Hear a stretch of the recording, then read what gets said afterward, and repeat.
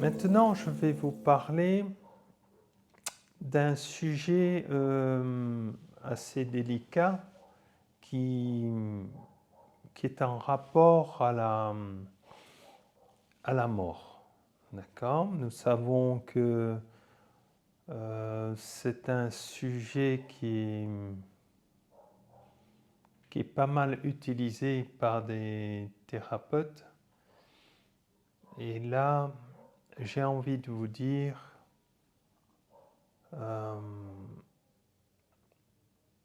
quelle que soit la douleur, le trauma, le choc, le deuil,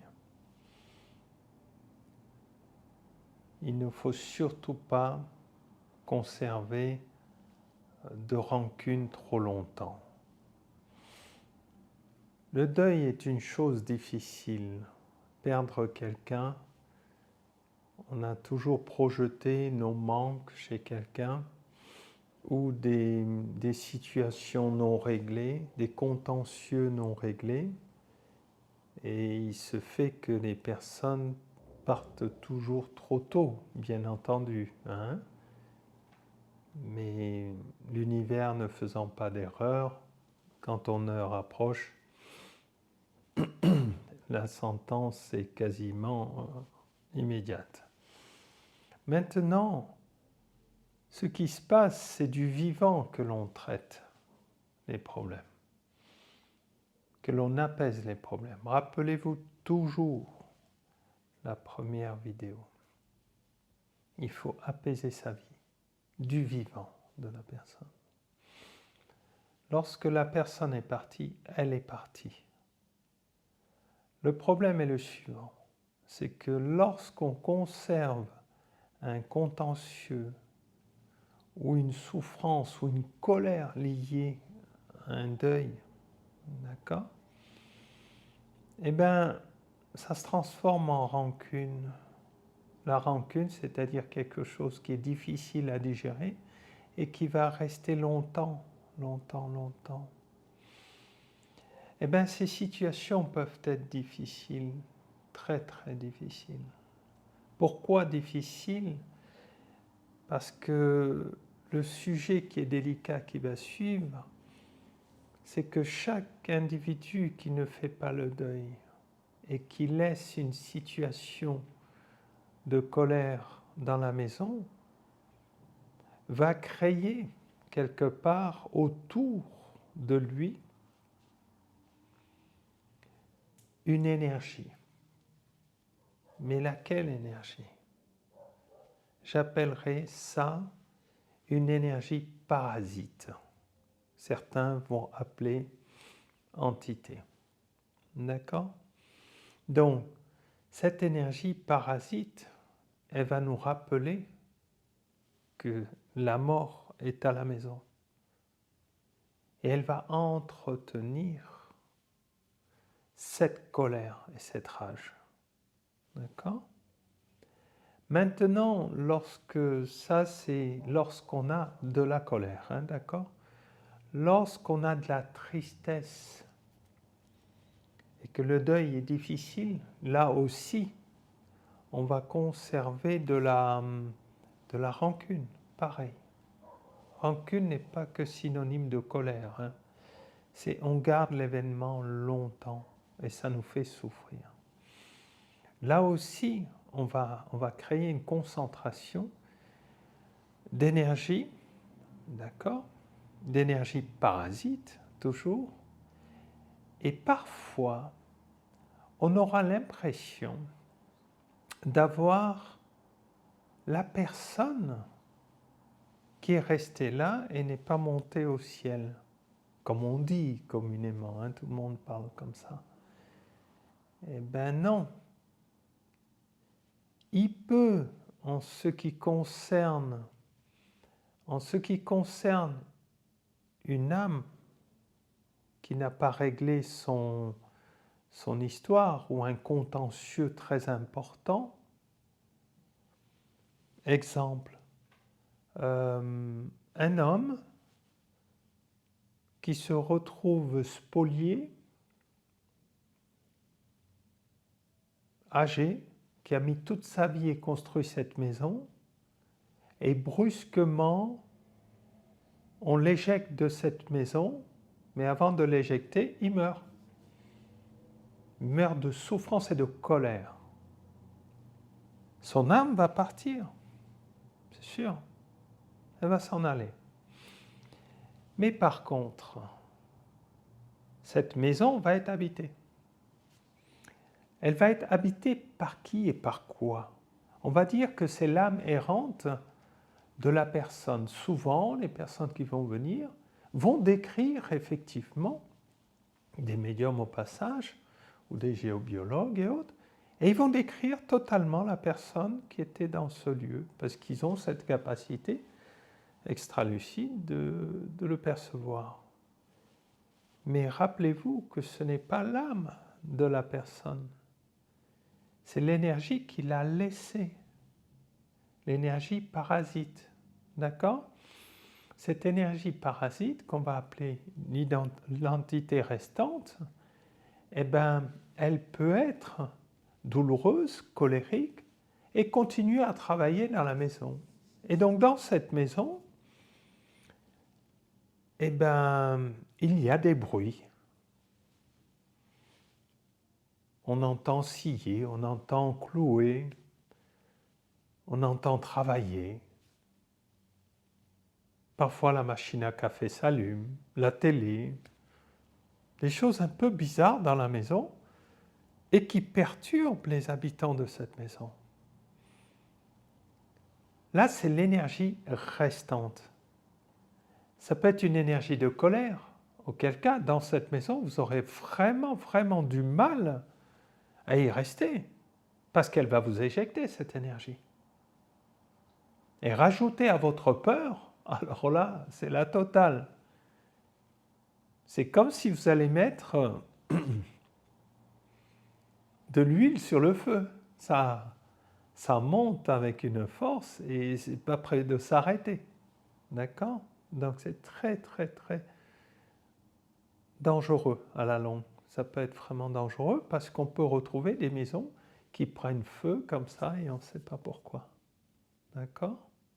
Alors il peut y avoir des raisons bien entendu, hein, physiques, factuelles bien sûr, mais rappelez-vous, les feux de cheminée ou des choses un peu bizarres qui se passent dans les maisons, qui prennent comme ça feu, eh ben, ça peut être légèrement bizarre. Mais ça existe.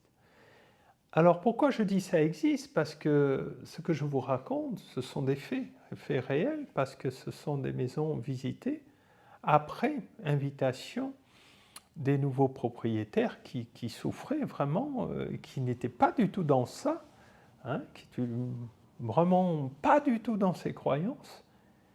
À la longue, timidement, sont venus me voir, s'il te plaît, explique-nous, quoi, ça va pas, quoi. Donc il suffisait de comprendre l'histoire, d'apaiser, parce qu'on ne peut pas rentrer comme ça dans une maison, l'énergie est trop forte, donc il y a des formes de, je ne dis pas de rituel, mais de prières particulières, et à ce moment-là, certains d'autres utiliseront des rituels, mais moi j'utilise des prières particulières, et à ce moment-là, qu'est-ce qui se passe? Eh bien, il y a une autorisation de rentrer et je fais ce que j'ai à faire pour comprendre. Alors, il y a certains,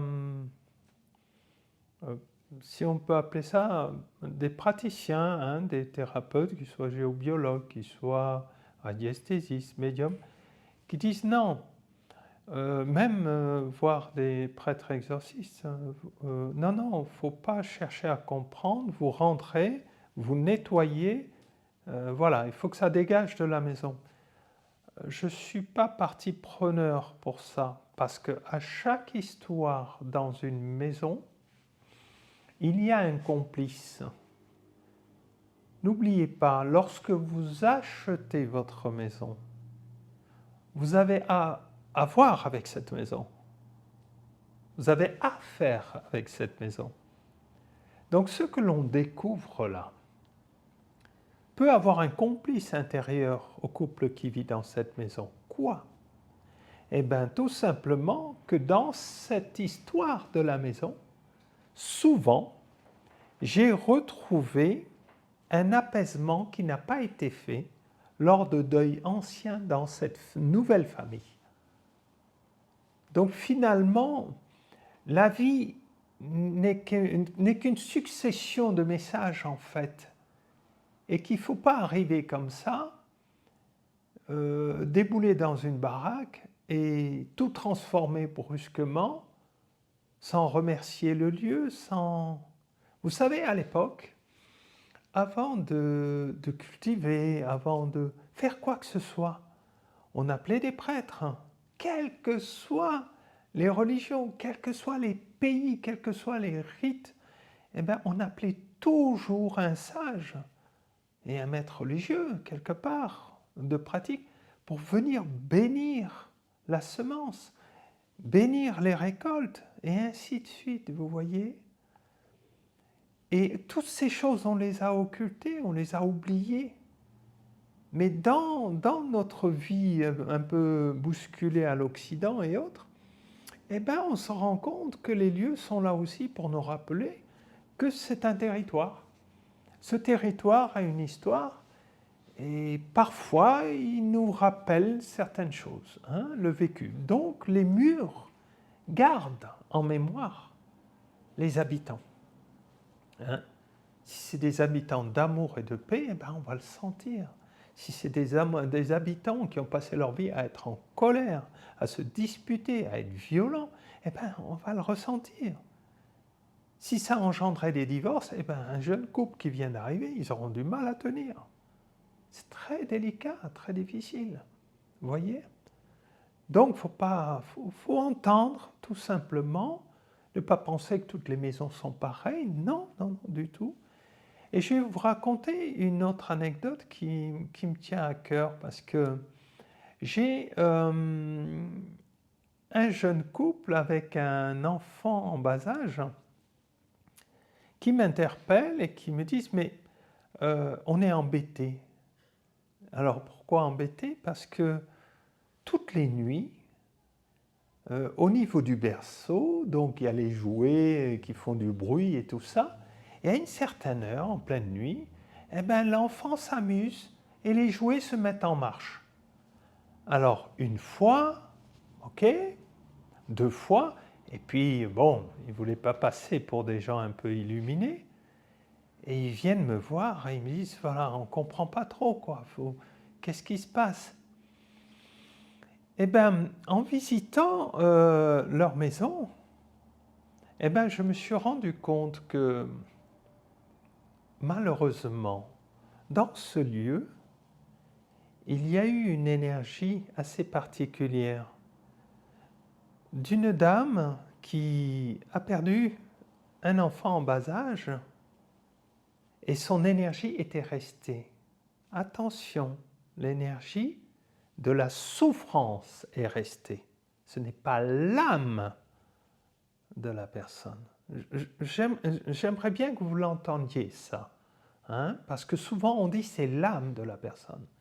Et l'énergie était tellement dense que j'aurais pu penser que c'était l'âme, mais c'était équivalent, et quelles que soient les visites que j'ai faites, j'ai quantifié à peu près la densité à 30% de la personne. Et ça m'a amené à penser sincèrement que c'était l'âme de la personne. Mais, je le redis encore, c'est l'énergie, même si elle est dense, c'est la souffrance de la personne qui était dense. Et cette énergie est vivante. Et donc se manifeste. Elle n'est pas là pour faire mal à l'enfant. Elle est là juste dans le rappel de la mémoire. Mais là encore, on ne peut pas s'y accommoder. Surtout pas demander de l'aide. Pourquoi? Parce que cette énergie est une énergie morbide.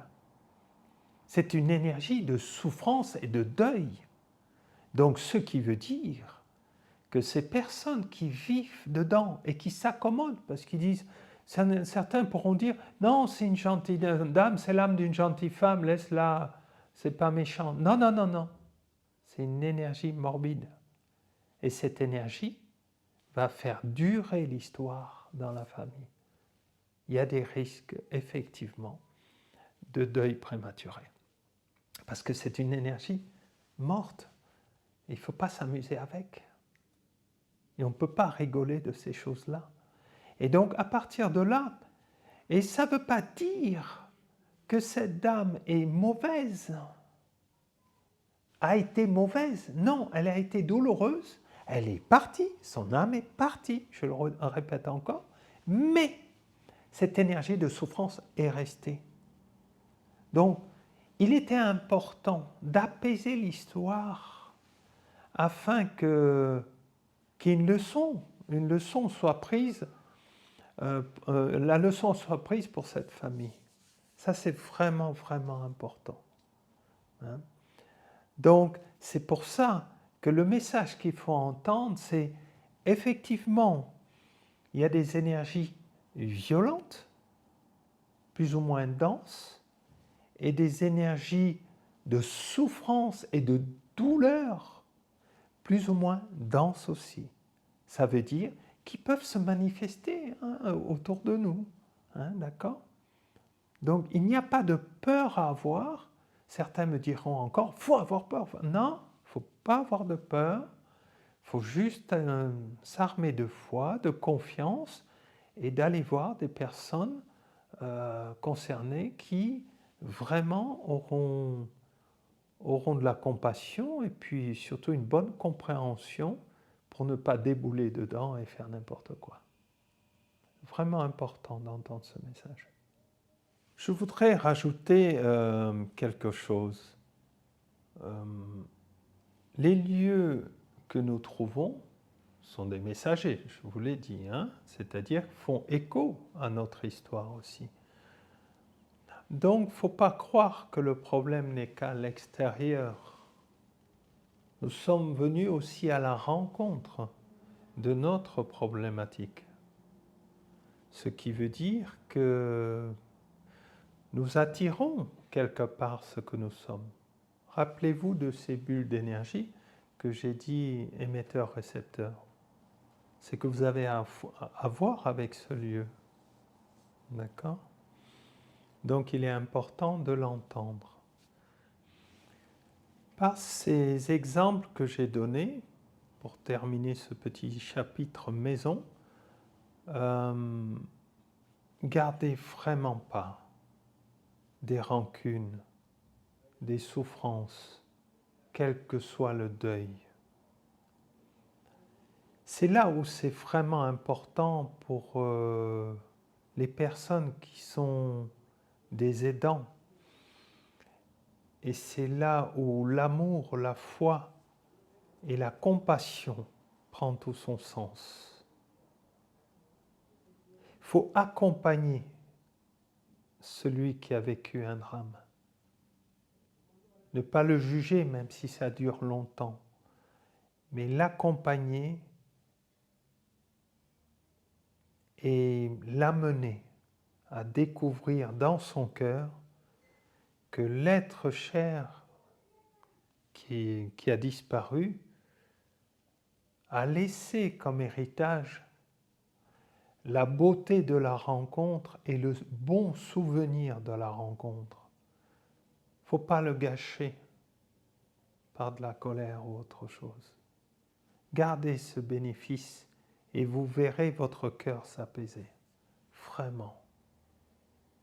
Observez le bon souvenir. Je vous l'ai dit dans la vidéo précédente, l'âme est une source éternelle de l'humain. Elle est immortelle. Notre corps véhicule, oui, mais l'âme, non. Entendez bien. L'univers est toujours à sa juste place.